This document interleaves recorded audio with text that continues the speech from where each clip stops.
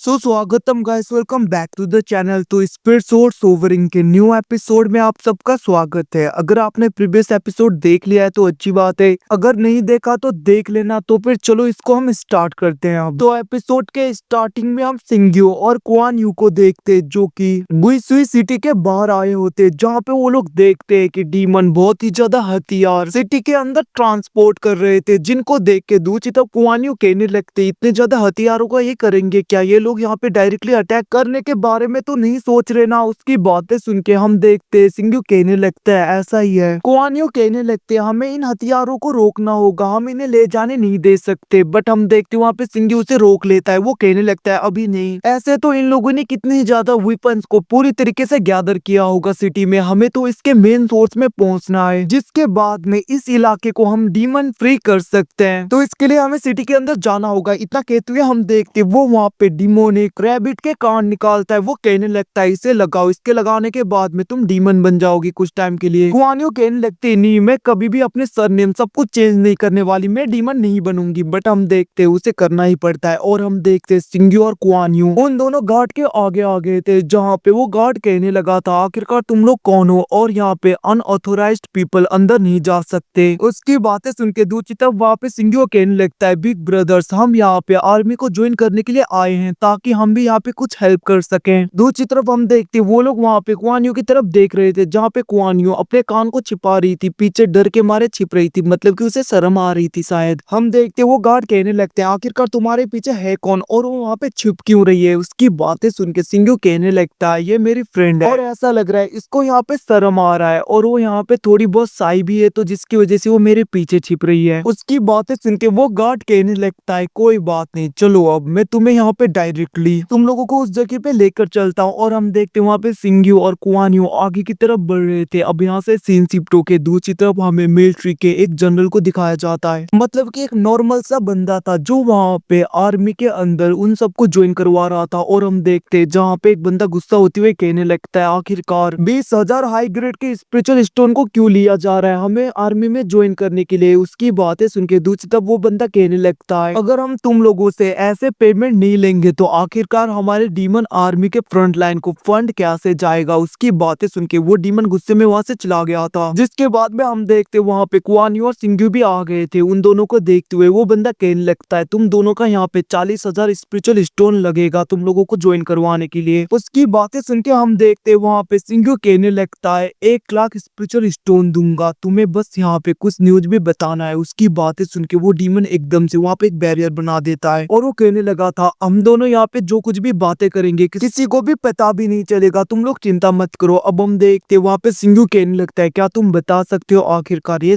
सब यहाँ पे आर्मरी कहाँ पे है, मतलब कि ये सब कुछ गैदर कहाँ पे हो रहा है। उसकी बातें सुन के हम देखते वो बंदा कहने लगता है मैं बता तो सकता हूँ बट यहाँ पे 1 मिलियन स्पिरिचुअल स्टोन लगेंगे। उसकी बातें सुन के दूसरी तरफ वहाँ पे कुआन यू बहुत ज्यादा गुस्सा हो गई थी और हम देखते वो अपने सोर्ड को निकालते हुए कहने लगती है बताते हो या वरना मैं तुम्हारा यहाँ पे खेल खत्म करूँ। उसकी बातें सुन के वो बंदा डर गया था। वो कहने लगता है बिंग सिंह वैली सिटी मेंशन के पीछे की तरफ सब कुछ आपको मिलेगा, जहाँ पे 600 गार्ड उस जगह पे पहरा देते हैं, मैं आप लोगों को वहाँ पे लेकर जाऊंगा, प्लीज मुझे मारना मत। उसकी बातें सुन के कुआन यू कहने लगते कितना ज्यादा ग्रीडी है ये। और हम देखते सिंग्यू वहाँ पे अपने विलो ट्री का यूज करते हुए उसके अंदर कुछ पावर को डालता है और वो कहने लगता है मैंने तुम्हारे अंदर ऐसी सील लगाई है अगर तुम हमें धोखा दोगे तो उसी वक्त मारे जाओगे। उसकी बातें सुन के कुआन यू कहने लगते मन में क्या ये सच में, बट हम देखते वहाँ पे सिंग्यू सी ऑफ कॉन्शियसनेस से कहने लगता है पता नहीं ये नहीं है, मैं तो बस मजाक कर रहा था। दूसरी तरफ हम देखते वो डीमन वहाँ पे उन दोनों को लेकर उस फॉर्मेशन के पास में जा रहा था, जहाँ के गार्ड उन्हें रोकते। हम देखते वहाँ पे वो कहने लगा था मुझे यहाँ पे फॉर्मेशन चेक करना है, बट वो गार्ड कहने लगता है बट मास्टर यांग अभी तक हमारा शिफ्ट यहाँ पे खत्म नहीं हुआ। बट हम देखते वहाँ पे यांग गुस्सा हो गया था, जिसको देख के वो लोग चले गए थे। जिसके बाद में वो वहाँ पे एक फॉर्मेशन को एक्टिवेट करता है और वो कहने लगता है इस फॉर्मेशन को ब्रेक करने के बाद में अंदर जाया जा सकता है। हम देखते वहाँ पे सिंग्यू अपने विलो ट्री का यूज करते हुए अंदर जाने की कोशिश कर रहा था उस फॉर्मेशन को ब्रेक करने का, बट वहाँ पे अलार्म जैसा बज जाता है और हम देखते वहाँ पे उस एम्परर का स्पिरिचुअल क्लोन आने लगा था, जिसको देख के यांग कहने लगता है आप दोनों जाइए मैं इन्हें देखता हूँ। हम देखते वो दोनों वहाँ से चले गए थे, जहाँ पे यांग घुटनों में आ गया था और हम देखते वहाँ पे एम्परर हुंजी का स्पिरिचुअल फॉर्म कहने लगता है आखिरकार किसकी हिम्मत हुई मेरी टेरिटरी के अंदर आने की कोशिश करने की।